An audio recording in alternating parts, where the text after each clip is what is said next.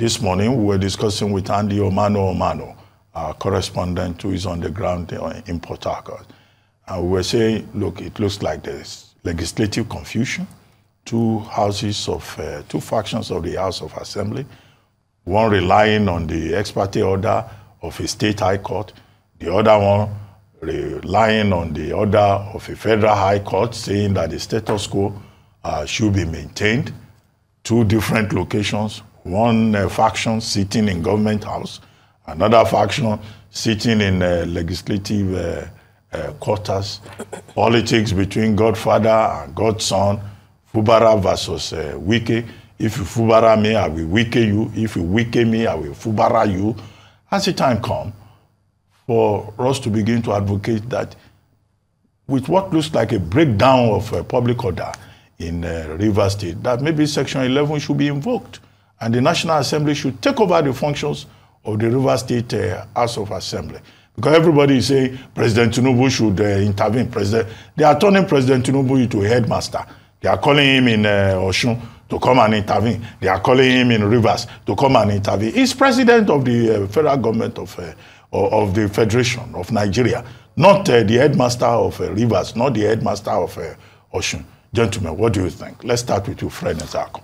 I think it's very embarrassing and very shocking that democracy is in coma in Rivers State, outright coma. And what we are seeing is not what can be described as democracy. It can be described as civilian dictatorship. And it's so embarrassing because Rivers people must not allow themselves to follow a particular trajectory. The trajectory that started during Nigerian Civil War of 1967-1970, when out of all the countries, states of Nigeria, only in Rivers did the Igbo man lose his property and it was called abandoned property. That means the people have sown bad blood in their polity, and such philosophical and spiritual paradigm must be looked into. And when you now extend that argument, you see that there's no love lost about the leaders of Rivers State. Instead of sowing brotherhood, brotherly love, what you are seeing in Rivers is brotherly brutality. Between 1999 and 2007, Governor Peter Odili was in charge. Did everything he did, brought his boy in quote, Rotimi Amechi, made him a governor, and how did it end? He couldn't go to Rivers State because Rotimi Amechi ran him out of town. Rotimi now nominated Wike to become Minister of State for Education.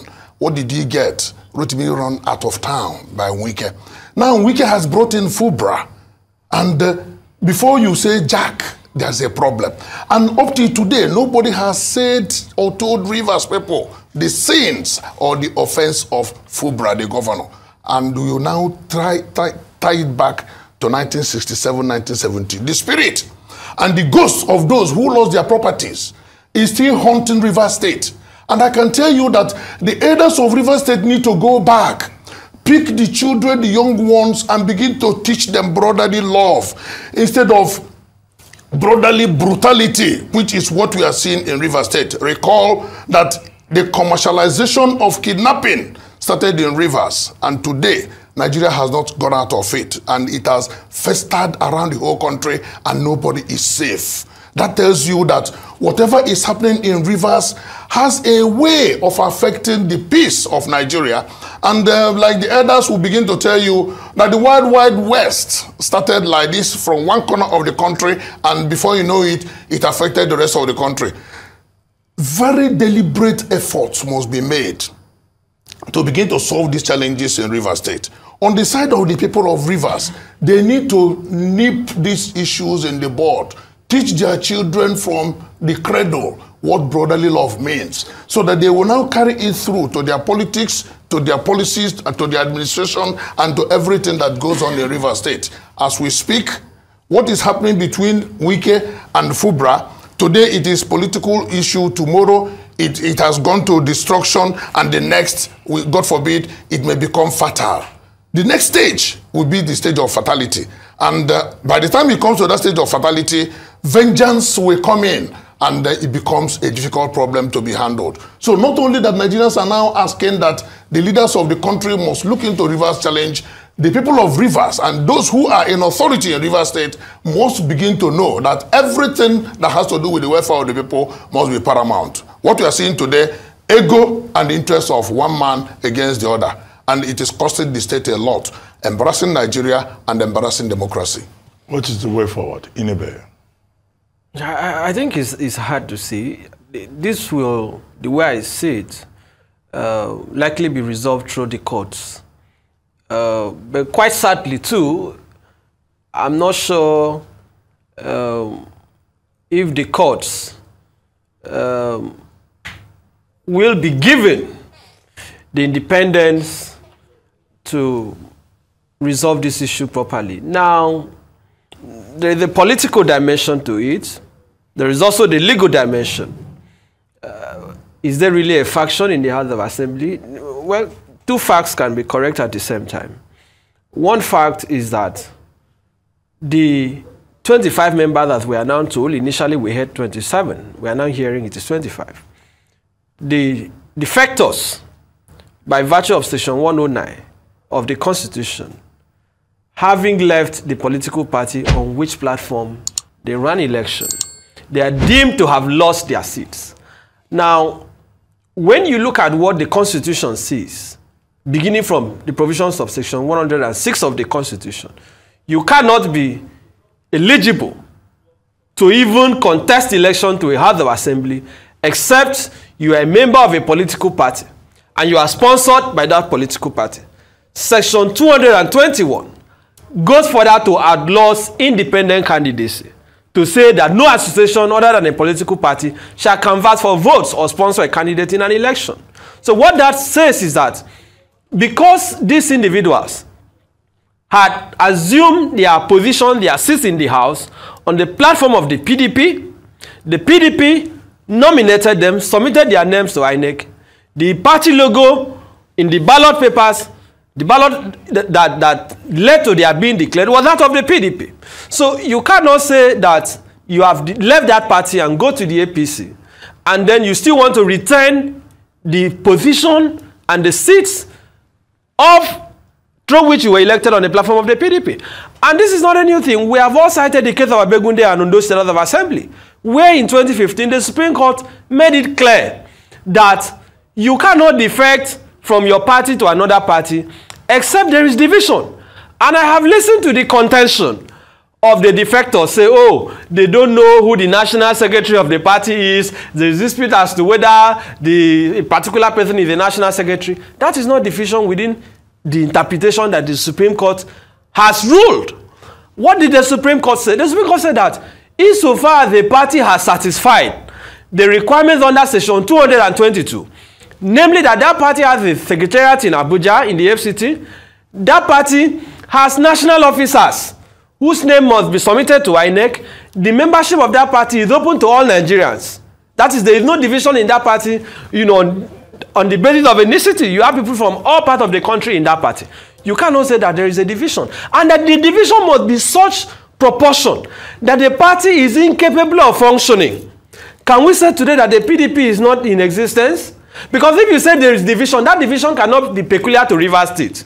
It has to be national. It has to affect Zamfara. It has to affect Akwa Ibom. It has to affect Lagos. So you cannot sit in your state constituency in Rivers and say that there is division when PDP in FCT is functioning. PDP in Bayelsa is functioning. So the division has to be such that the PDP as a party cannot exist.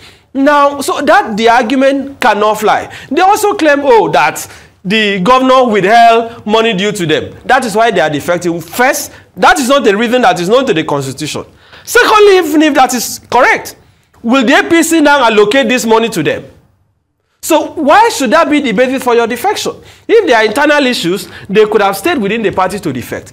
Now, again, the other aspect of this is them having defected. What is the implication?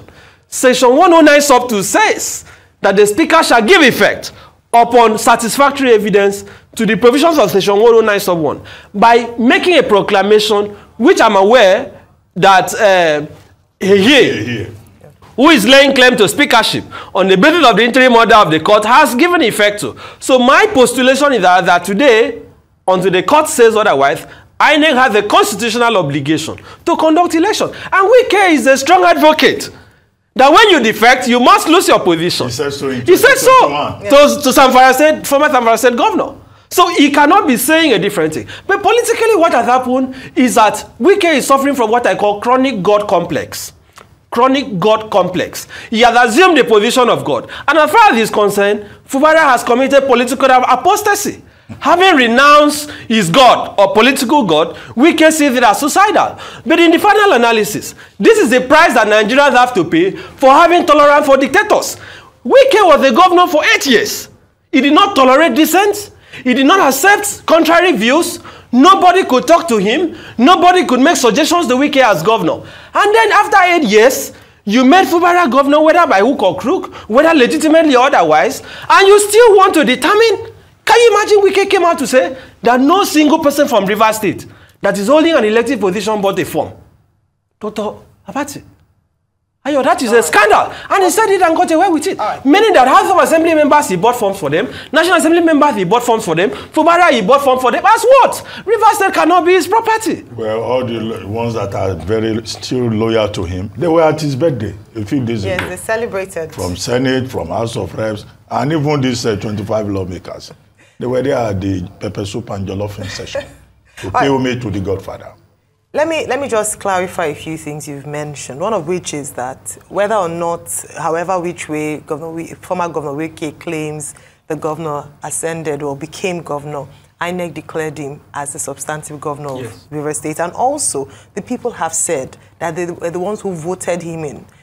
Minister of the FCT might have nominated him or backed him, but at the end of the day, what INEC declared was that the people voted for him. He had the highest votes. He was the will of the people, at least majority of the people, and he became governor. So irrespective of claims made, just to clarify that, we can talk about, Godfatherism, he backed him up, but at the end of the day, and that's what the people are saying in terms of the fact that FCT minister, we voted him in. You might have anointed him or been his godfather. This is our candidate that we voted in. At least I don't think Governor Wike was one who put his fingerprint on all the ballots. The thumbs. Yes, the thumbs on all the ballots. So, but let me ask you a question with regards to, so you talked about the implications and what, your interpretation of what's happened in Rivers State. But let's talk about the implications, because despite what you have explained, you've spoken to a few lawyers as well, spoken to, some people have talked about the situation.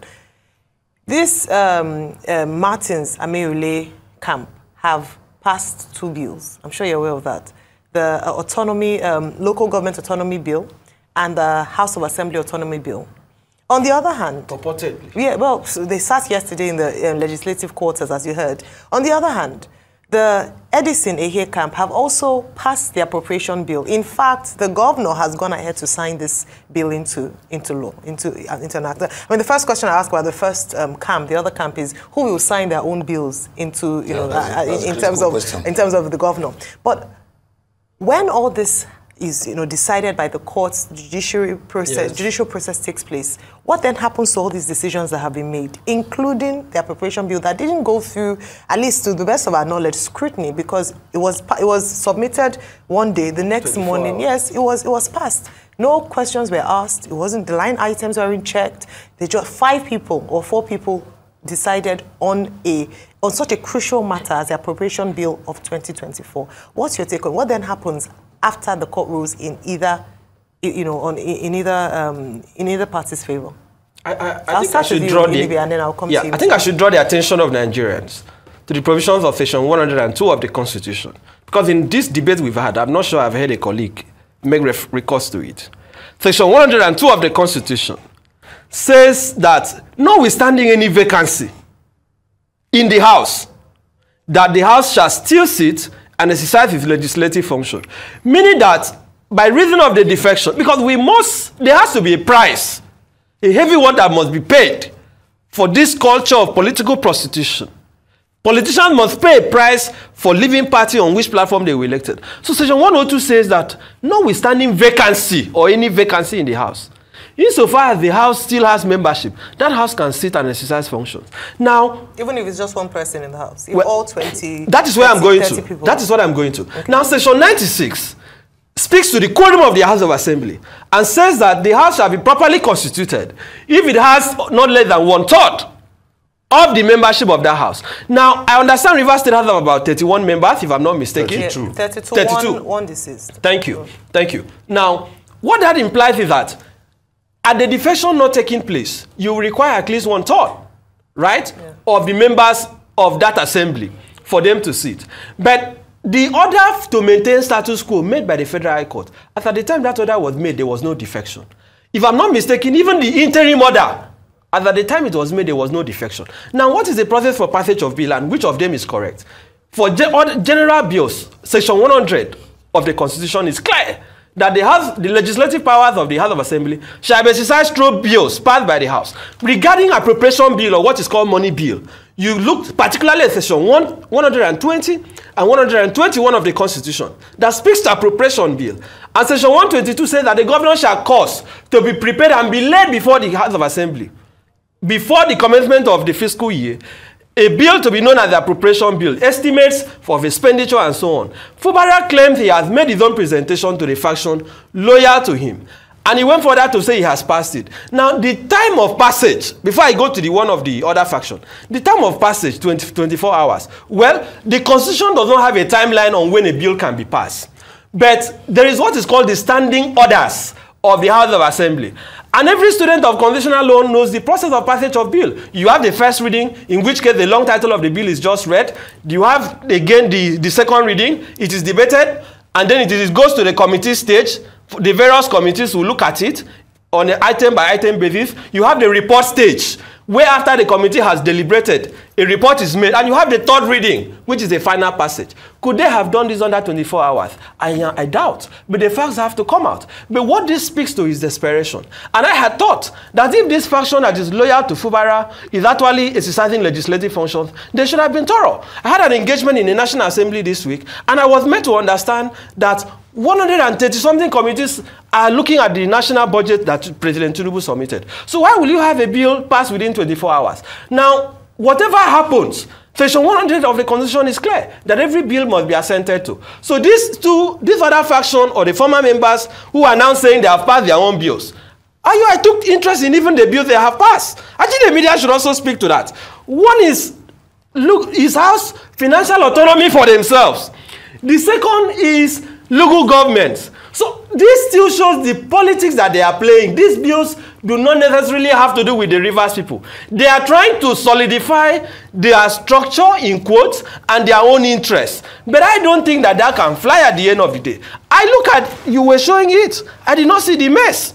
And the Supreme Court has held. Dr. Bati. There was a mess there. Well, I don't know if it is legitimate. It's just that we don't know the... But the Supreme Court has ruled. The Supreme Court has ruled in several cases, that Long and Darie, the Ladoja's impeachment, that the legislative functions of the House of Assembly cannot be performed outside the precinct, the building that is known to be the House of Assembly. Certainly not in a hotel room. Where is the Rivers State House of Assembly located today?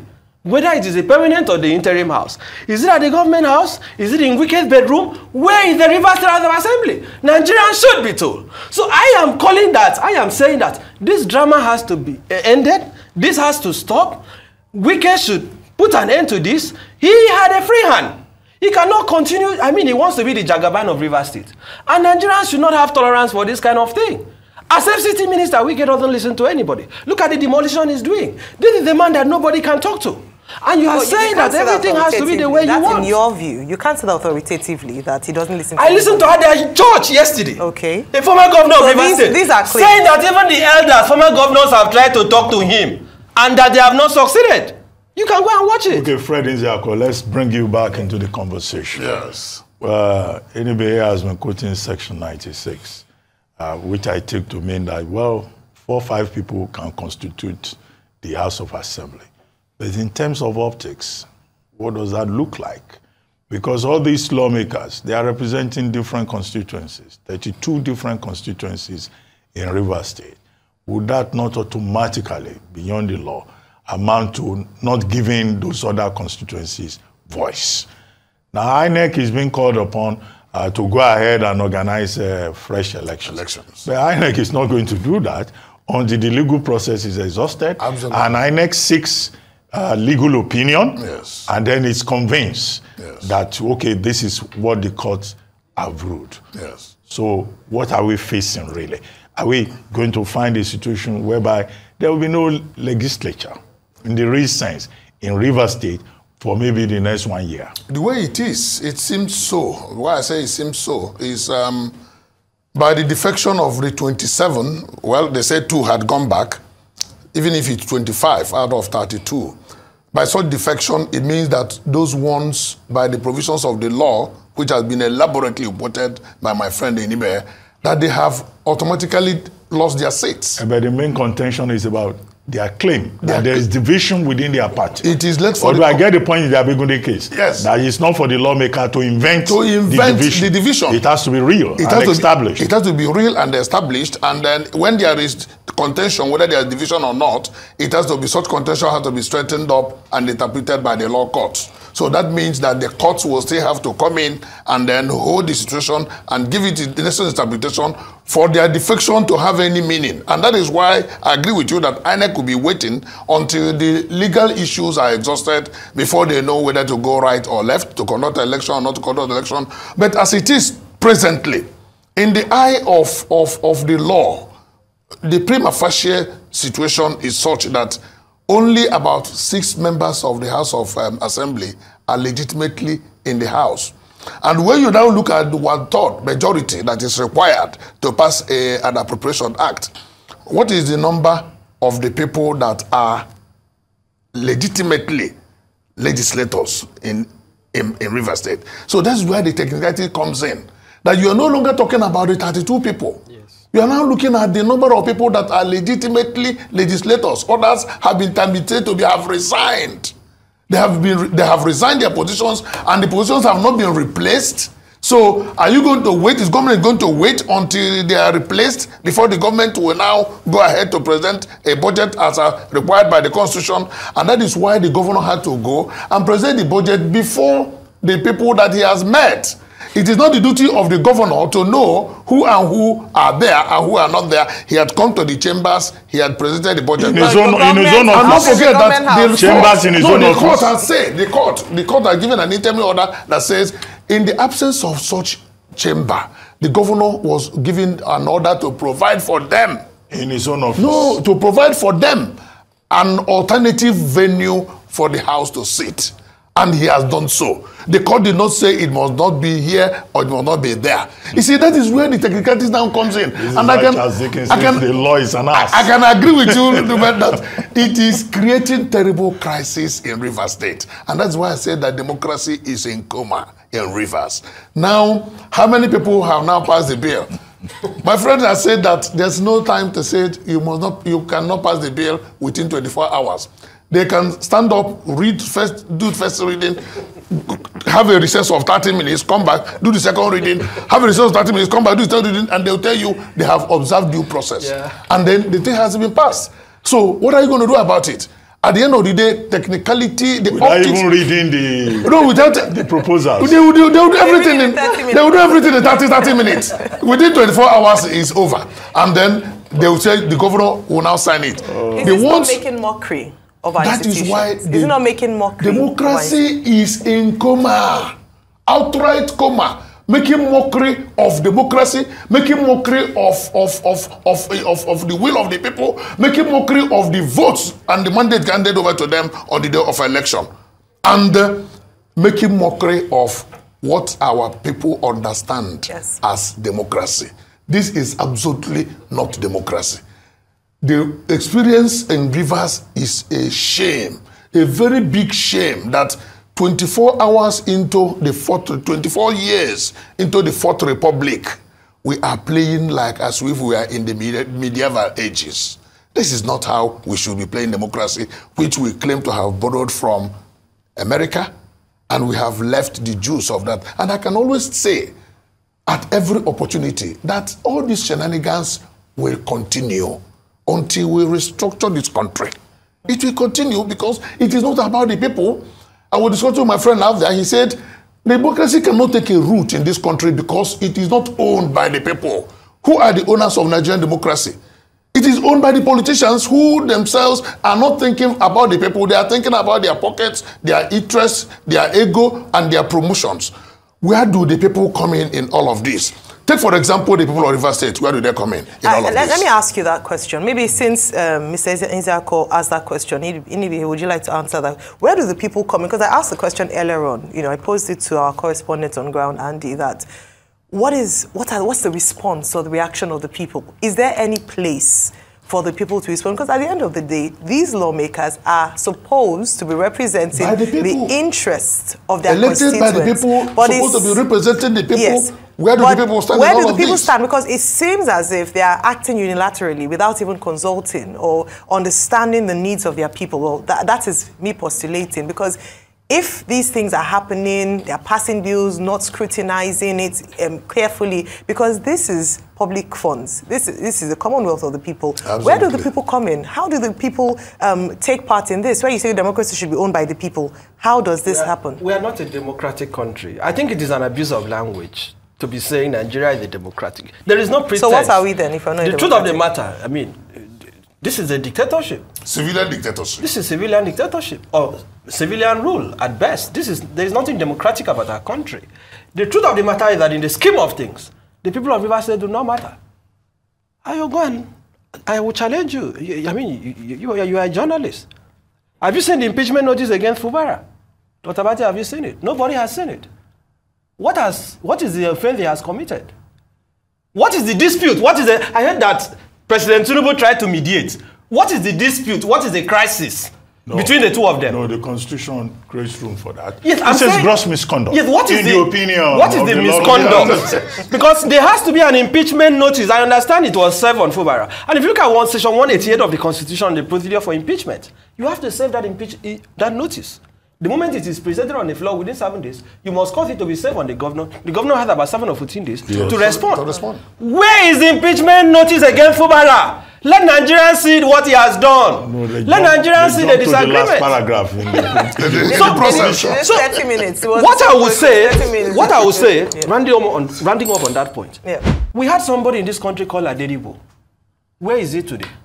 Politicians have not learned. Ganifa Wemi said, those who sow the seeds of dictatorship will be consumed by dictatorship. Where is Adedibo today?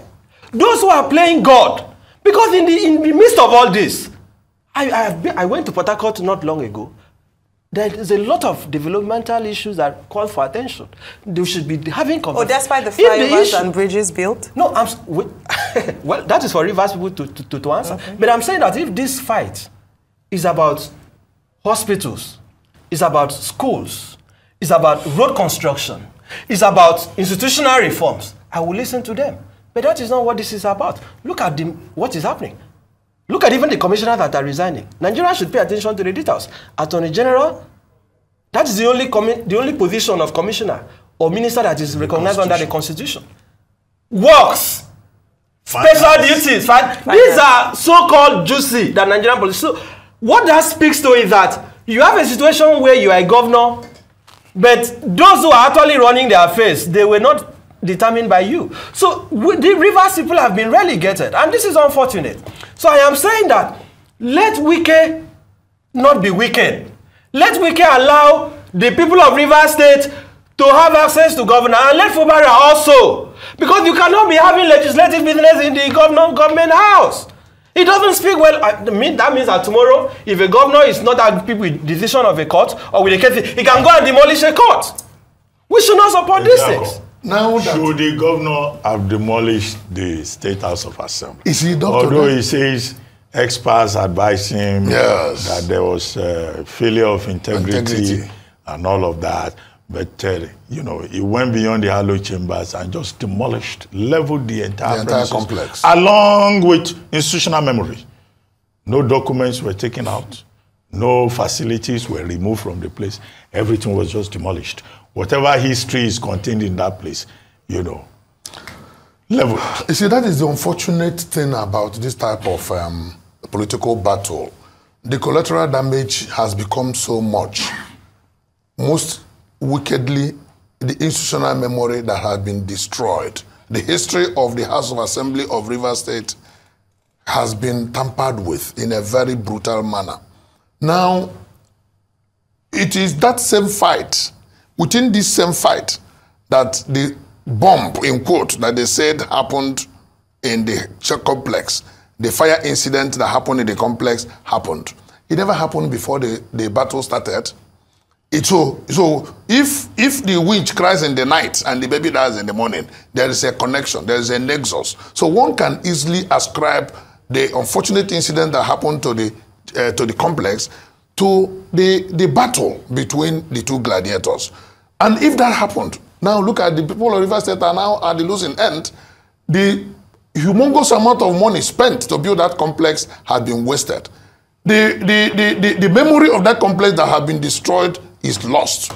And another large chunk of money will be spent to build another complex within the time frame that agreeable to the governor, because what the governor will now do is to hang the legislature, and they will not be able to perform unless they all move back.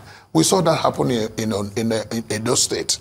All right? We saw that happen in Edo State. We saw that happen in some other states where once there is issue between the legislature and the executive will use its executive powers to put the legislature on a hanging balance, and the legislature the feet will never touch the ground.